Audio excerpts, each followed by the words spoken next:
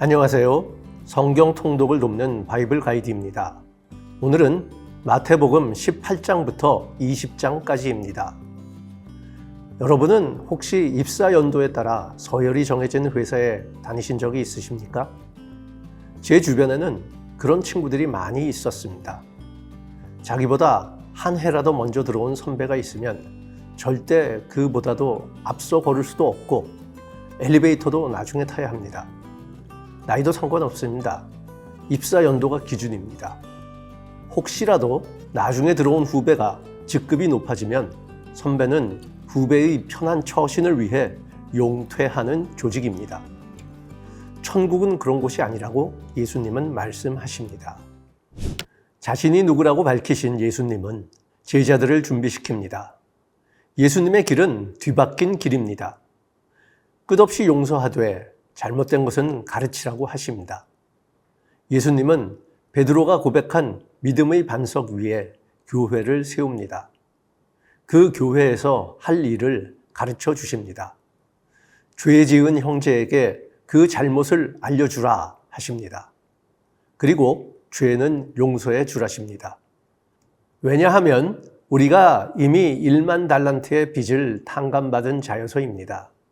그러니 우리가 매일 마주치는 겨우 100데나리온에 불과한 다른 사람들의 죄는 언제든지 탕감해 줄 수 있습니다. 그러지 않으면 우리가 탕감받은 빚을 도로 갚아야 합니다. 예수님은 말씀하십니다. 하늘에 계신 나의 아버지도 너희들 하나하나에게 똑같이 하실 것이다. 만일 너희가 내 형제를 마음으로부터 용서하지 않으면. 19장에서는 부족함이 없는 자가 나옵니다. 도덕적으로 흠잡을 데가 없고 믿음도 깊습니다. 그런데 그는 만족하지 않고 영생을 구하고 있습니다.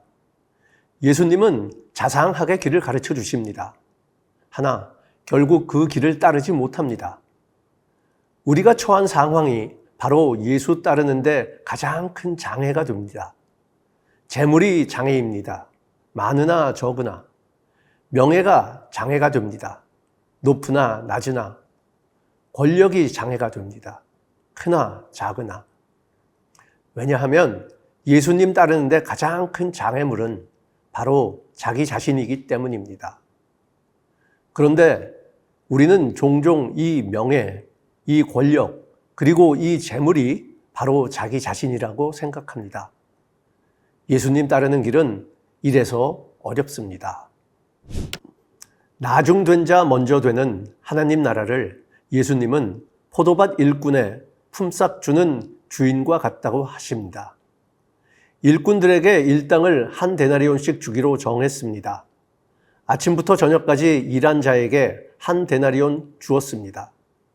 저녁에 1시간만 일한 자에게도 똑같이 한 데나리온 주었습니다. 주는 사람 마음입니다. 주권자이신 하나님이 무엇을 할지 택하지도 못하시겠습니까? 아니면 우리가 하나님의 자비로우심을 허물하겠습니까? 이렇게 예수님은 나중된 자가 먼저 되고 먼저 된 자가 나중되는 하나님의 주권을 알려주십니다. 예수께서 가리키는 길에 불안한 제자들은 천국에 대해 물어봅니다. 천국에선 누가 가장 크냐고? 예수님의 대답은 뜻밖입니다. 천국에서 가장 큰 사람은 어린아이와 같이 자기를 낮추는 자라고 하십니다. 마찬가지로 나중된 자가 먼저 되고 먼저 된 자가 나중된다고 강조하십니다. 하나님의 주권에 겸허히 순종하여 천국 백성 되는 성도들 되시기를 기도합니다.